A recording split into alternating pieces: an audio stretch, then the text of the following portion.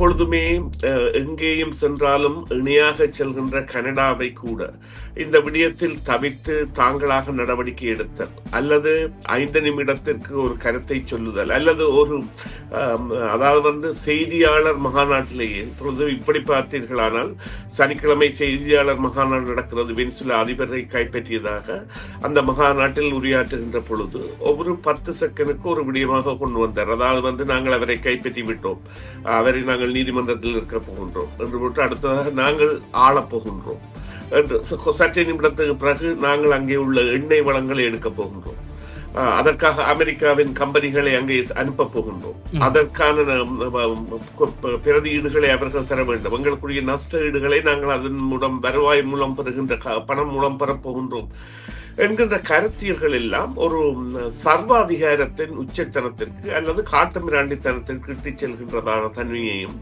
NATO நாடுகள் இதுவரை கொண்டிருந்த பண்பியலில் இருந்து விலத்தி செல்கின்ற தன்மையையும் கொண்டிருக்கின்றது. நோர்த் வெஸ்ட் பேசேஜ் எனப்படுகின்ற ஆர்டிக் பிராந்தியத்தினூடாக செல்ல போகின்ற பகுதி. நாங்கள் ஏற்கனவே சில விடயங்களில் கதைத்திருக்கின்றோம். கனடா கடலரசனாக மாறப்போகின்றது. அட்லாண்டிக் பசிபிக் பயணத்திற்கான மிகவும் ஒரு இலகுவான பாதையாக மாறப்போகின்றது இந்த ஆர்டிக் பிரதேசம். இவ்வளவு காலமும் இதற்கான தேவைகளை கனடாவும் அமெரிக்காவும் இணைந்து செய்து வைத்து வந்திருந்தன. இங்கே ஒரு பிரச்சனை இருக்கின்றது. கனடா இதனை சொல்லி வருகின்றது இது தனது உள்ளக நீர், இன்டர்னல் வாட்டர் என்று. ஆனால் அமெரிக்கா இதனை சொல்லி வருகின்றது இல்லை இல்லை, இது ஒரு இன்டர்நேஷனல் ரூட், அதாவது சர்வதேச பாதை என்று.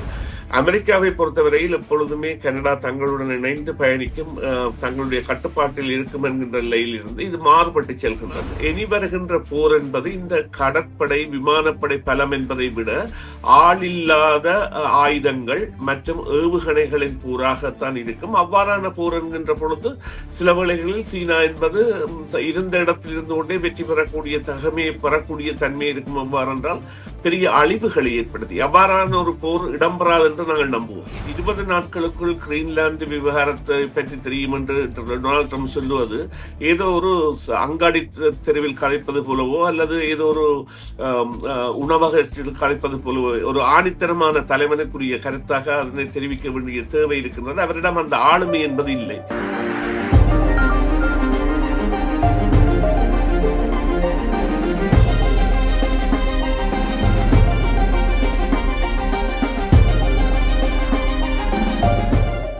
FM 101.3 CMR தமிழ் FM அலைகளில் உங்கள் அனைவரையும் செய்தியின் பின்னணி நிகழ்ச்சியில் சந்திப்பதில் மிக மகிழ்ச்சி அடைகின்றோம். உலக அரசியலில் இன்று முக்கியமான திருப்புமுனை ஒன்று உருவாகி இருக்கின்றது. அமெரிக்கா மற்றும் நேட்டோ நாடுகள் மௌனமாக இருக்கின்ற சூழலில் கனடா ஒரு முக்கியமான மூலோபாய ராணுவ முடிவை எடுத்திருக்கின்றது.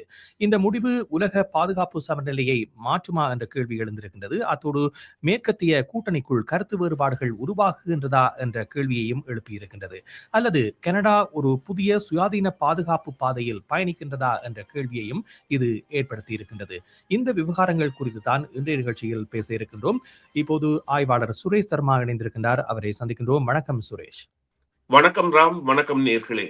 ஏற்கனவே கனடாவினுடைய பாதுகாப்பு குறித்த பல கரிசனைகள் எழுப்பப்பட்டிருந்த நிலையில் கனடா இப்பொழுது காத்திரமான விரைவு நடவடிக்கைகளை மேற்கொள்ள தொடங்கியிருப்பதை பார்க்கின்றோம். அண்மையில் கனேடிய பிரதமர் பாரிஸுக்கு சென்று பேசிய விடயங்களாகட்டும் அல்லது தொடர்ந்து முன்னெடுக்கக்கூடிய இந்த ஆர்டிக் பிராந்தியத்திற்கான விரிவாக்கல் நடவடிக்கைகளாகும், அதே மட்டும் அல்லாமல் AI தொழில்நுட்பத்தை பயன்படுத்துவது தொடர்பான தகவல்கள் போன்ற பல விடயங்கள் இதில் உள்வாங்கப்பட்டிருக்கின்றன.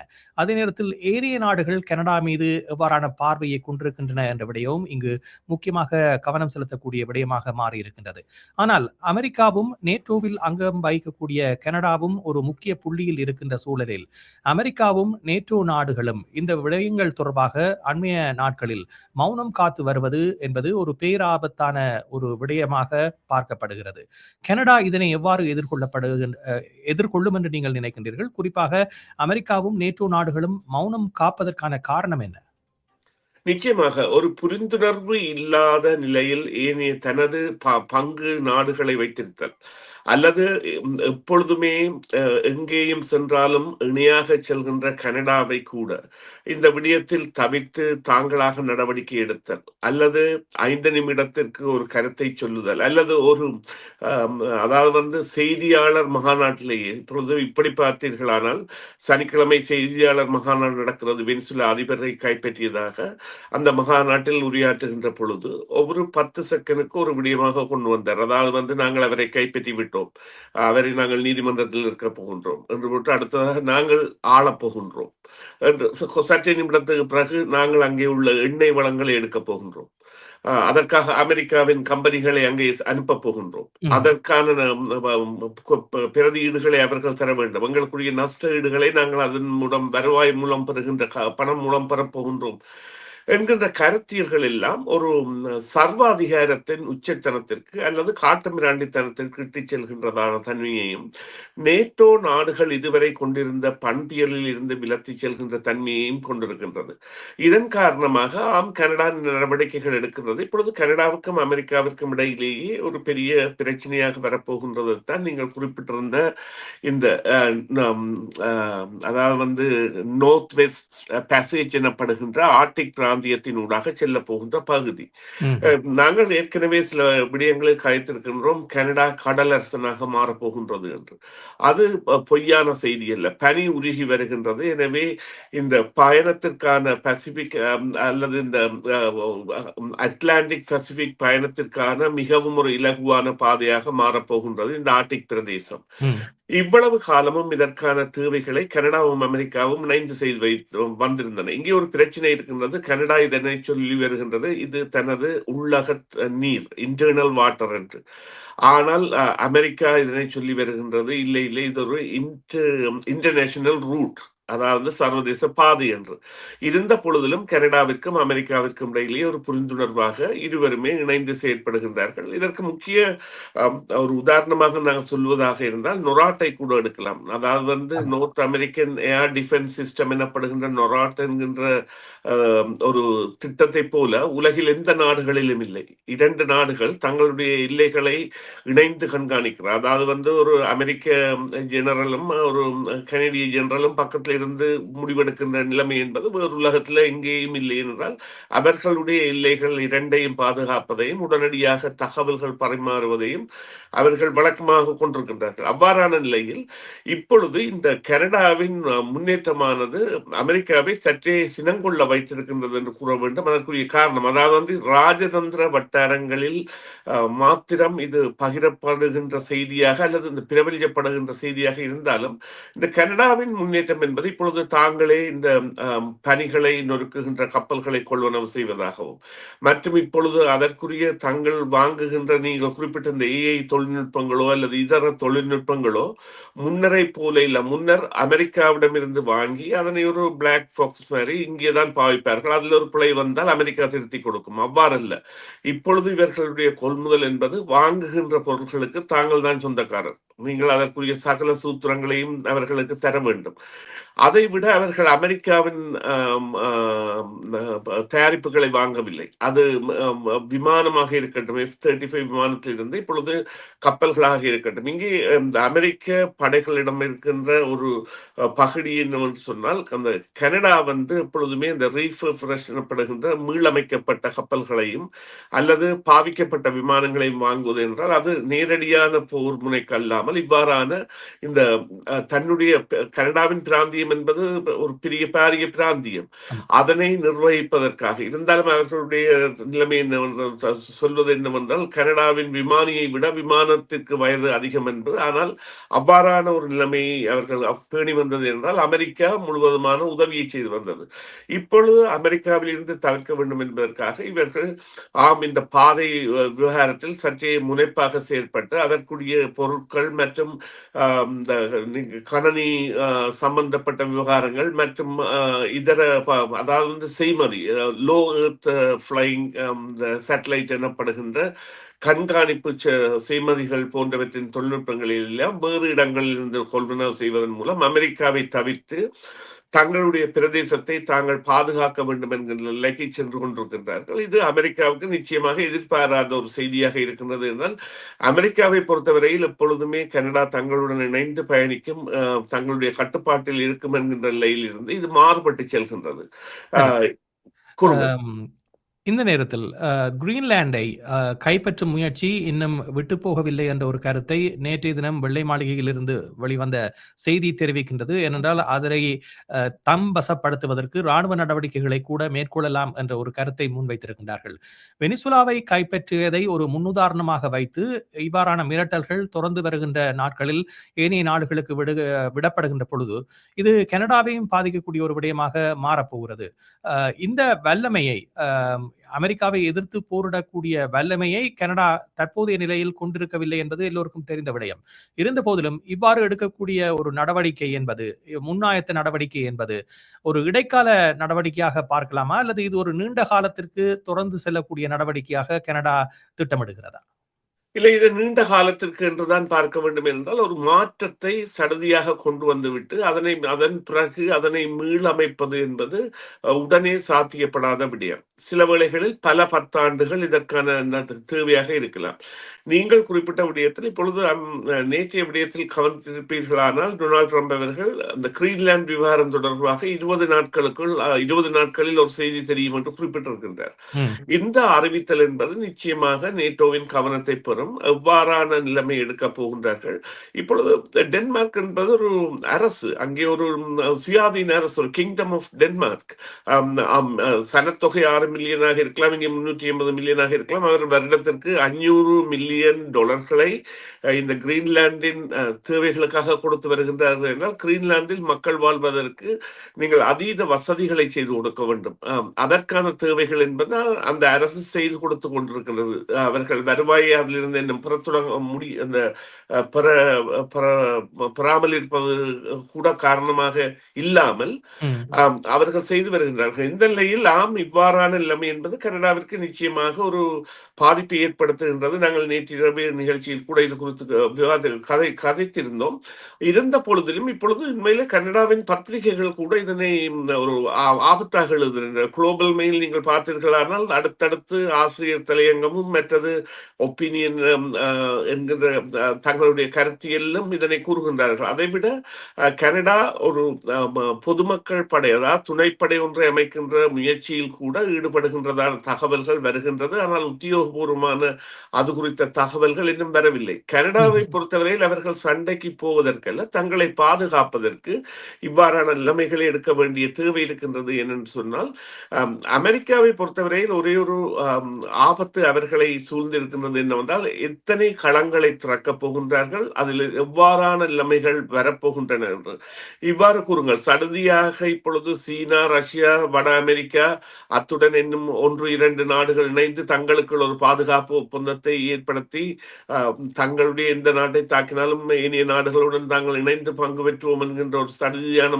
முடிவுக்கு வருமாக இருந்தால் நிச்சயமாக அவர்களுடைய மாற்றம் என்பது வேறுபட்டு செல்லும். அதேவேளை நேட்டோ என்பது இனி அமெரிக்காவின் நடவடிக்கைகள் அனைத்திலும் நேட்டோவின் சரத்து 5 என்பது என்ன கூறுகின்றது என்றால், நேட்டோவில் அங்கத்துவமாக உள்ள ஒரு நாடு வேறொரு நாடுடன் பொருந்தினால் அது அனைத்து நாடுகளும் போரிடுவதாகத்தான் இருக்கும். அல்லது நேட்டோவில் உள்ள ஒரு நாட்டை வேறொரு நாடு தாக்கினால் அல்லது நாட்டின் மீது குந்தகம் விளைவித்தால் அனைத்து நேட்டோ நாடுகளுடனும் அது அந்த நாடு பகைப்பதாகத்தான் முடியும். ஆனால் இப்பொழுது அவ்வாறு இல்லாத ஒரு நிலையை அமெரிக்கா ஏற்படுத்தி வருகின்றது என்றால் அவர்கள்தான் நேட்டோ குறித்த விசன பார்வையை கொண்டு வருகின்றார்கள். இது நிச்சயமாக நீங்கள் குறிப்பிட்டது போல மாற்றங்களை ஏற்படுத்தும். அதை விட கனடா என்பது நிச்சயமாக தனது காத்திரமன் இப்பொழுது குறிப்பிட்டு பார்த்தீர்களானால், அலஸ்கா என்கின்ற மாகாணம் அமெரிக்காவிற்கு சொந்தமானதாக இருந்தாலும் அது நிலத்தொடர் பெற்ற ஒரு பிரதேசமாகவும் கனடா கடந்த பிரதேசமாகவும் இருக்கின்றது. எனவே அங்கே செல்வதற்காக அவர்கள் செல்வதானால் நிச்சயமாக பிரிட்டிஷ் கொலம்பியா யூகனூடாக செல்வதற்கான தரைவழி பாதை இருக்கின்றது, நெடுஞ்சாலை, அதாவது அலஸ்கன் ஹைவே எனப்படுகின்ற தரைப்பாதை கூட கனடாவிற்கால் அவர்கள் செல்ல வேண்டும். அல்லது நீர்ப்பாதை கூடாக செல்வதென்றாலும் கனடாவின் அனுமதிகளை பெற வேண்டிய தேவைகள் இருக்கின்றது. எனவே ஒரு சிக்கல் நிறைந்த உறவு, இதை மீள் கட்டியமைக்க வேண்டிய தேவை இருக்கின்றது. அதாவது நாங்கள் முற்று முழுதாக முரண்படு நிலைக்கு செல்ல போகின்ற உறவல்ல, ஆனால் மாற்றாந்தாய் மனப்பான்மை என்பது ஏற்கனவே காட்டப்பட்டு விட்டது. இதை சரி. கனடா காட்டவில்லை. ஆமாம். இந்த தருணம் என்பது மிக முக்கியமாக பார்க்கப்பட வேண்டியது. காரணம் சீனா, ரஷ்யா 2 நாடுகளும் கனடாவோடு எவ்வாறான உறவை கொண்டிருக்கின்றன என்ற கேள்வியை எழுப்புகின்ற பொழுது, இப்பொழுது இவ்வாறான செய்தி வெளிவருகின்ற பொழுது, இந்த 2 நாடுகளும் எவ்வாறு எதிர்வினை ஆற்றும் என்று நீங்கள் கருதுகின்றீர்கள்? இல்லை, அவர்கள் மௌனமாக இருக்கின்றார்கள் அல்லது அவர்களால் கிரகித்துக் கொள்ள முடியாதில்லை. இப்பொழுது சீனாவை பொறுத்தவரையில் சீனாவின் பலம் என்பது எங்களுக்கு நிரூபிக்கப்படாத பலமாகத்தான் இருக்கின்றது. குறிப்பாக பார்த்தீர்களானால் பாகிஸ்தானும் இந்தியாவும் பொருதுகின்ற பொழுது பாகிஸ்தானுக்கு தங்களுடைய விமானங்களை அனுப்பி F-35க்கு ஈடு இணையான ராஃபல் எனப்படுகின்ற பிரெஞ்சு விமானத்தை வீழ்த்தியதன் மூலம் உலகை தங்கள் பக்கம் திருப்பி பார்க்க வைத்தது, அல்லது நேட்டோவை தங்களின் பக்கம் திருப்பி பார்க்க வைத்தது என்னவென்றால் இவர்களுடைய தொழில்நுட்பம் என்பது மிகவும் பெரிதானது என்று. அதே போல அண்மையில் நடந்த அணிவகுப்பின் பொழுது அவர்கள் கொண்டு சென்ற ஆயுதங்களில் நான் நினைக்கிறேன் அதனுடைய பெயர் ஃபெட்டோங் 2 என்று.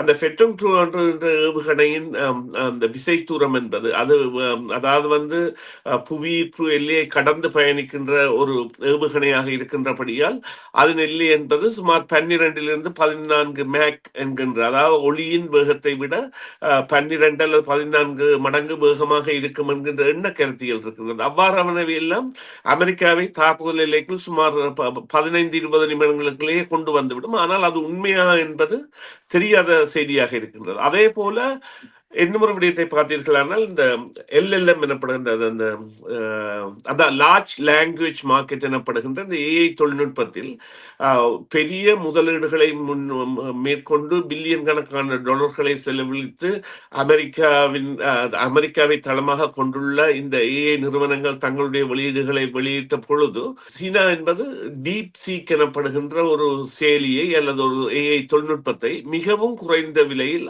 அதைவிட இவர்களுடைய செயலிகளை விட திறமான அந்த செயலியாக அல்லது AI தொழில்நுட்பமாக வெளியிட்டிருந்தது. இவ்வாறாக அறியப்படாத பணத்தை கொண்டதாகவும் தங்களுடைய நாடுகளை, அதாவது சீனாவை பொறுத்தவரையில் சீனா சென்று உலகின் நாடுகளுடன் பிரச்சனைகள் ஈடுபடும் என்றல்ல, ஆனால் தங்களுடைய பிராந்தியத்தில் பிரச்சனைகள் வந்தால் அதில் விட்டுக் கொடுக்க மாட்டார்கள் என்கின்ற கருத்தியலைத்தான் நாங்கள் கொள்ள வேண்டும் என்றால் சீனாவை பொறுத்தவரையில் அவ்வாறான ஒரு போர் நடவடிக்கையில் அவர்கள் எப்பொழுதும் ஈடுபட்டதில்லை. ஜப்பானிய போரை தவிர அதன் பின்னான காலத்தில் அவர்கள் எந்த போரிலும் ஈடுபடவில்லை. தாய்லாந்துடனான ஒரு முருகல் போர் இருக்கின்றது. எனவே இந்த 2ஆம் உலக யுத்தத்திற்கு பின்னர் ஜப்பானுடனான ஒரு பொருதல் தான் இருந்தது. அதன் பிறகு அவர்களுடைய இராணுவம் என்பது இப்பொழுது கம்யூனிஸ்ட் இராணுவமாக கட்டியமைக்கப்பட்டிருக்கின்றது. பலம் தெரியாத, அது சில வேளைகளில் மிகவும் பலமாகவும் இருக்கலாம், மிகவும் பலவீனமாகவும் இருக்கலாம். ஆனால் அண்மைய பாகிஸ்தான் இந்திய போரில் அறியப்பட்ட உண்மை என்னவென்றால் சீனாவின் விமானங்கள் என்பன அமெரிக்காவின் விமானங்களை தாக்கி அளிக்கக்கூடிய தகமையை கொண்டிருக்கின்றன என்பது. எனவே அது குறித்து அவர்கள் எவ்வாறு செய்யப்படுவார்கள் என்பதை நாங்கள் அதாவது நினைத்து பார்க்க முடியும். அதைவிட அவர்களிடம் இந்த நாசகாரி கப்பல்கள் அல்லது இந்த விமானம் தாங்கி கப்பல்கள் என்பதை 2ஐத்தான் இப்பொழுது கட்டி முடித்திருக்கின்றார்கள். அதே இது அமெரிக்காவிடம் 6-7 அவ்வாறான கப்பல்கள் இருக்கின்றன. அதை விட அமெரிக்காவை பொறுத்தவரையில் 800 தளங்கள் தங்களுடைய நாட்டை விட வேறு இடங்களில் இருக்கின்றன. டியாகோ காசியாவில் பெரிய தளம் இருக்கின்றது. அது இந்த பசிபிக் பிராந்தியத்தை கட்டுப்படுத்தக்கூடிய அல்லது இந்து சமுத்திரத்தையே கட்டுப்படுத்தக்கூடியதாக இருக்கின்றது என்ற கருத்தியல் இருக்கின்றது.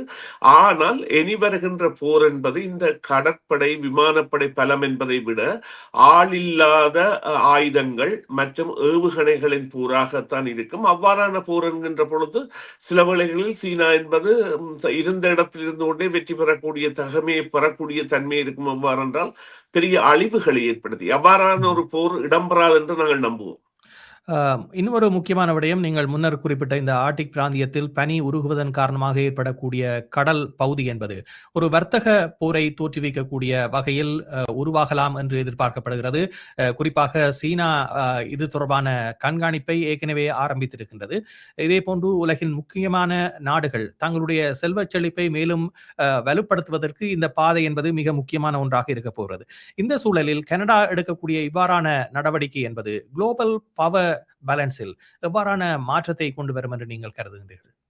நிச்சயமாக இது நல்ல கேள்வி ராம். அதுல வந்து 3 அந்த பிராந்தியத்துக்கெல்லாம் செல்லக்கூடிய 3 பாதைகள் இருக்கின்றன. கனடா இருக்கிறது. கனடாவினுடைய உரிமம் என்பது நார்த் வெஸ்ட் பேசேஜ் என்கிறது. அது அமெரிக்காவிற்கு மிகவும் தேவையானது. அல்லது தென் அமெரிக்க நாடுகளுக்கு அல்லது இந்த வெஸ்ட் ஹெமிஸ்பியர் எனப்படுகின்ற தென் அமெரிக்கா வட அமெரிக்க கண்டங்களுக்கான பயண பாதையில் அது முக்கியமான பாதையாக இருக்கின்றது. அதை விட நொதர்ன் சி ரூட் என்றொன்று இருக்கின்றது. அது ரஷ்யாவை தொட்டு செல்கின்ற பாதையாக, அதை ரஷ்யா பாவிக்கின்ற பாதையாகவும் இருக்கின்றது. ஒரே இடத்தில் என்றால் அது பல ஆயிரம் மைல்களை கொண்ட ஒரு பிரதேசம். அதே போல இந்த டிரான்ஸ்போலர் சி ரூட் என்று இருக்கின்றது. அது கூட இந்த ஆர்டிக் பிரதேசத்தின் ஊடாக செல்லக்கூடியதாக இருக்கும். இவையெல்லாம் உண்மையிலேயே இந்த அட்லாண்டிக் பசிபிக் பிரதேச கடற்பரப்புகளை மையமாக கொண்டு நடந்தாலும் இந்த நிச்சயமான வர்த்தக ஆதாயம் யாருக்கு அதிகம் என்றால் அது கனடாவிற்கு. ஏனென்றால் கனடாவின் நிலப்பரப்புகளை எப்பொழுதும் கப்பல் பயணிக்கின்ற பொழுது நிலப்பரப்புகளை அண்டிய பகுதியால் பயணிக்கின்ற பொழுதுதான் அவர்களுக்கு ஒரு ஆபத்து ஏற்படும் பொழுதோ அல்லது இடம் ஏற்படும் பொழுதோ அல்லது தேவை ஏற்படும் பொழுது அவற்றிற்குரிய பரிகாரங்களை பெறக்கூடியதாக இருக்கும் என்கின்ற காரணம். அதை விட இந்த பனியுறுகள் என்பது ஏதோ முழுவதாக நடைபெறப் போவதில்லை. அதாவது இடம்பெறப் போகின்ற பகுதிகள் கூட கரையை அண்டியதாகத்தான் இருக்கும். எனவே அதன் மூலம் பயன்பட போகின்ற முதலாவது நாடு கனடாவாகவும், இரண்டாவதாக சைனா மன்னிக்கவும் ரஷ்யாவும். சைனா என்பது உண்மையிலே இப்பொழுது அமெரிக்காவை எடுத்து பார்த்தீர்கள், அவர்கள் உருவாகியே இந்த வருடம்தான் 250 வருடத்தை கொண்டாட போகின்றார்கள். 350 வருடங்களுக்கு முதல் கொலம்பஸ் கண்டுபிடிக்கப்பட்ட ஒரு நாடாக இருந்தாலும் அவர்கள் ஒரு தேசமாக வந்து 250 வருடங்கள் கொண்டாடப்பட போகின்ற நாடு ஒரு இளைய நாடு. ஆனால் சீனாவை பார்த்தீர்கள் 3000-4000 வருட வரலாற்றை கொண்டது. அவர்களுடைய பயணப்பாதை தான் இந்த சில்க் ரோட் எனப்படுகின்ற கடல் பாதை. அதன் மூலமான பயனை அவர்கள் பெறுவதற்கு நிச்சயமாக இந்த டிரான்ஸ்போலர் சி ரூட் எனப்படுகின்ற பாதையை கூட பயன்படுத்தலாம். எனவே பொருளாதார போட்டியில் இது நிச்சயமாக இருக்கும். ஆனால் ஐரோப்பாவிற்கு இது நிச்சயமாக ஒரு பெரிய ஒரு அதாவது வந்து பொருளாதார வளர்ச்சிக்கு அல்லது பொருளாதார வீழ்ச்சிக்கான காரணங்களையாக கூட இது அமையலாம் நிச்சயமாக. ஆனால் கனடாவை பொறுத்தவரையில் ஒரு திறந்த ஒரு பொருளாதார கொள்கையை அதை ஏற்படுத்தி பயணிக்கக்கூடிய தன்மையை உடனடியாக இல்லை, இன்னும் ஒரு 10 ஆண்டுகளுக்குள் அது கொண்டு வரக்கூடிய சாத்திய குறைத்தான் இப்பொழுது இவர்கள் செய்கின்ற கொள்வனவுகள், அதாவது வந்து கனேடிய அரசு செய்கின்ற கொள்வனவுகள் காட்டி நிற்கின்றன. தனித்து இயங்கக்கூடியதாகவும் தனித்து தாங்கள் அந்த பிரதேசத்தை பாதுகாக்கக்கூடியதாகவும் இவர்கள் ஆயுத மற்றும் கணனி மற்றும் தொழில்நுட்ப வசதிகள், நீங்கள் குறிப்பிட்டது ஏஐ இருக்கலாம், அதை விட செய்மதி தொழில்நுட்ப வசதிகளை கூட பெற்று வருகின்றார்கள். நிகழ்ச்சியின் நிறைவாக நாங்கள் இன்று பேச எடுத்துக்கொண்ட விடயம் இந்த அமெரிக்கா நேட்டோ நாடுகள் மௌனம் சாதிப்பது தொடர்பாக. வெளிப்படையாக அமெரிக்கா அல்லது நேட்டோ நாடுகள் இந்த விடயம் தொடர்பாக தங்களுடைய கருத்துக்களை பொது வழியில் தெரிவிக்கக்கூடிய வாய்ப்பு ஏற்படும் என்று கருதுகின்றீர்களா? இல்லை, அதற்கான ஒரு அழுத்தம் தற்பொழுது நிச்சயமாக வரும். என்று சொன்னால் 20 நாட்களுக்குள் கிரீன்லாந்து விவகாரத்தை பற்றி தெரியும் என்று டொனால்ட் ட்ரம்ப் சொல்லுவது ஏதோ ஒரு அங்காடி தெருவில் கலைப்பது போலவோ அல்லது ஏதோ ஒரு உணவகத்தில் கலைப்பது போலவோ ஒரு ஆணித்தரமான தலைவனுக்குரிய கருத்தாக அதனை தெரிவிக்க வேண்டிய தேவை இருக்கின்றது. அவரிடம் அந்த ஆளுமை என்பது இல்லை. இப்பொழுது பார்த்தீர்களானால் ஒரு காலத்தில் நீங்கள் ஒரு தலைவர்களை பார்க்கும் பொழுது அவர்களிடம் ஆளுமை, பேச்சு போன்றவை இருக்கும். இப்பொழுது காணியை பார்க்கலாம் அல்லது வேறு தலைவர்களை பார்க்கலாம். ஆனால் டொனால்ட் ட்ரம்ப் அவர்களுடைய பேச்சு என்பது அவ்வாறு இல்லை. அதாவது வந்து அது ஒரு அந்த சறுக்கி செல்கின்ற அல்லது மற்றவர்களை நம்ப வைத்து செயலற மறக்கின்ற ஒரு தரப்பாக அவர் மாறி வருகின்றார். இந்த நிலையில் நேட்டோவின் ஏனைய நாடுகள் என்பன அமெரிக்காவிற்கு அழுத்தத்தை கொடுத்து தங்களுக்கு இந்த விவகாரத்தில் ஒரு தேவை இருக்கின்றது, இது குறித்து பேச வேண்டிய தேவை இருக்கின்றது என்பதை கொண்டு வருவார்கள் என்பதில் எந்தவித ஐயமும் இல்லை. நன்றி சுரேஷ், நிகழ்ச்சியில் கலந்து கொண்டமைக்கு மீண்டும் சந்திப்போம். நன்றி ராம், நன்றி நேயர்களே, மீண்டும் ஒரு பொழுதில் சந்திப்போம். சிஎம்ஆர் யூடியூப் சேனலில் இணைந்திருக்கும் நேயர்கள் அனைவருக்கும் எமது நன்றி. காமெண்ட்ஸ் பகுதியில் உங்கள் கருத்துக்களை தெரிவிக்க தவறாதீர்கள். முக்கிய செய்திகள், காணொளி தொகுப்புகள், நேர்காணல் என பலதரப்பட்ட அம்சங்களையும் உங்களுக்காக தருகின்றது சிஎம்ஆர் யூடியூப் சேனல். சிஎம்ஆர் என்று சர்ச் செய்து எமது யூடியூப் சேனலை சப்ஸ்கிரைப் பண்ணுங்கள். உங்கள் உற்றார் உறவினர் நண்பர்களோடும் இந்த காணொளி தொகுப்புகளை பகிர்ந்து கொள்ளுங்கள். அருகில் இருக்கின்ற முக்கிய காணொளி தொகுப்புகளையும் தவறவிடாமல் பாருங்கள்.